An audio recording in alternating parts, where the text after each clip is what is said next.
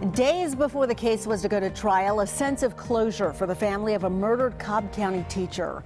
It's been almost 2 years since Jenna Wall was shot and killed at the hands of her mother-in-law. Elizabeth Wall entered a guilty but mentally ill plea today in court.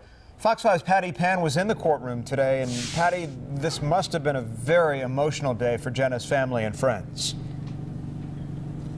It really was, and I can tell you it appeared to be a sense of relief coming from that courtroom today. Both sides saying, for one, Elizabeth Wall taking responsibility for the actions of that day, and two, for the family not having to go through a trial and possibly finally getting closure. As for Elizabeth Wall, she will spend the rest of her life behind bars. The now 64-year-old woman did enter a guilty but mentally ill plea in the murder of her daughter-in-law.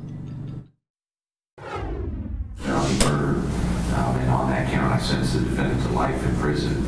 In a courtroom filled with Jenna Wall's family and friends, Cobb County Superior Court Judge Reuben Green sentenced Elizabeth Wall to life in prison for killing her daughter-in-law, Jenna Wall.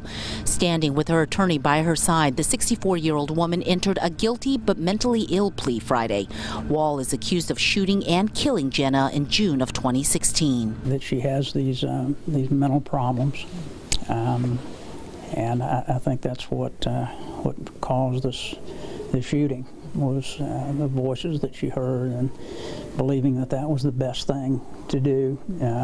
She anticipated that she would shoot herself, but ultimately she didn't. Jenna was a teacher at Kemp Elementary School. According to authorities, Jenna was home with her boys when Elizabeth came over that fateful morning.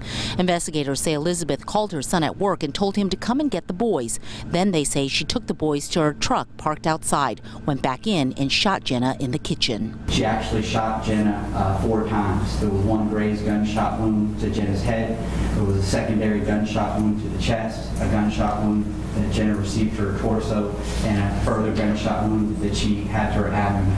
At the time of the shooting, Jenna and her husband were going through a divorce and working out custody arrangements. Very derogatory text involving and referencing Jenna Wall. We did find some internet search history that's pertinent for the defendant. Specifically, as early as September of 2015, we found that the defendant was researching mental disorders.